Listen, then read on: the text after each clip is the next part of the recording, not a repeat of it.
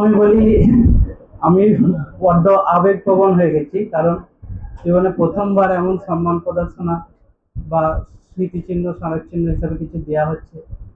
তো আমি যখন প্রথমে এই মেসেজটি দেখি সিটি নাম্বার থেকে, দেখার আগে আহ, প্রায় 3-4টে কনগ্রাচুলেশন আসে। তো আমি অবাক হয়ে যাই যে হঠাৎ করে কি ব্যাপার, সবাই এত এরকম কনগ্রাচুলেশন দিচ্ছে। তো তারপর খুব আবেগপ্রবণ হয়ে গেলাম এই মেসেজটি দেখার পর। তো আমি সকলকে ধন্যবাদ জানাই এবং আমার স্যারকে, সম্মানীয় স্যারকেও ধন্যবাদ জানাই আমাদের এই চলার পথকে এত সহজ সরল করার জন্য। ভবিষ্যতে চেষ্টা করব এই যে সম্মান প্রদর্শনের মান রাখার। আর আমি প্রথমে যারা কনগ্রাচুলেশন দিয়েছিল তাদেরকে বলেছিলাম যে হয়তো ভুল করে আমার নামটা সিলেক্ট হয়ে গেছে। এখন আমার থেকে অনেকেই ভালো ইন্টারভিউ দিচ্ছে, নতুনরা খুব ভালো ইন্টারভিউ দিচ্ছে।